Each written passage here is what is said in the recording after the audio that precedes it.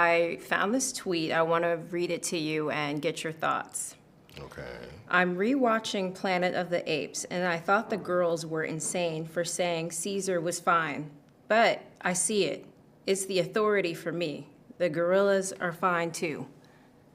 Are fine? Yeah, like attractive. Well,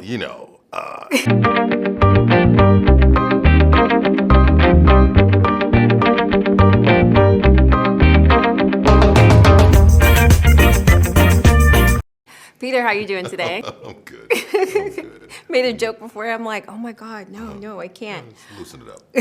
I love it. So I love the fact that this film explores the idea of a rebirth, of a new beginning. How do you think that's going to resonate with audiences today? Well, you mean in terms of audiences, like people? Yeah. I mean, this is like a new era for the think fans. they'll tolerate, I think that, people love these characters. And they're not just these specific characters, but people love this franchise. And I think that, much like going to see a Shakespeare play, like after 5 minutes, you're just in love with what's going on. Yeah. I don't know about Shakespeare, but I can know with this. I like Shakespeare. I don't love all Shakespeare. Mean. I've done a ton, but I just mean, tuning your ear. Right. But audiences, so I sort of equate that as to people are like, is this gonna be,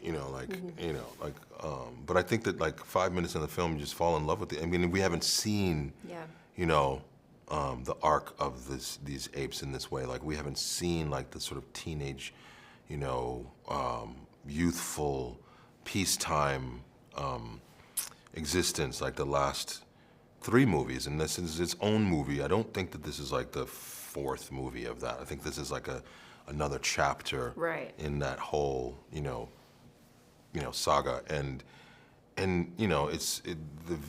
we see the apes in a way that we have not seen in any other films. Yeah. And I want to jump on that too, because Go Caesar, has passed, and we're kind of, past that era. But how do you guys kind of deal with the idea of his legacy, or what he's, remembered for with the apes? Well, stories and fables tend to outlive the truth, right?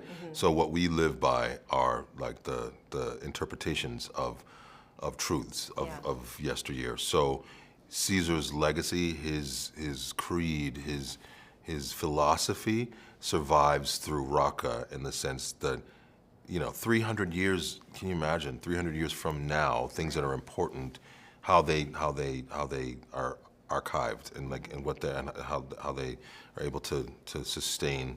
So the idea that the philosophy of what Caesar stood for It's still there. is embodied in Raqqa, which he's an orangutan. Orangutans are very, for the most part, very peaceful apes, and very solitary.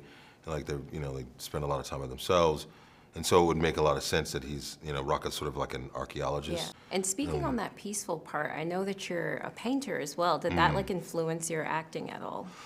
I mean, it's all kind of the part of the thing, Wes gave me a picture of this orangutan that he was modeling Raqqa after, and I've been working on this painting, interpreting that for 2 years, and it's weird just to try to get the sentiment of it right. But yeah, I mean, I feel like I live in this creative space, visually and physically.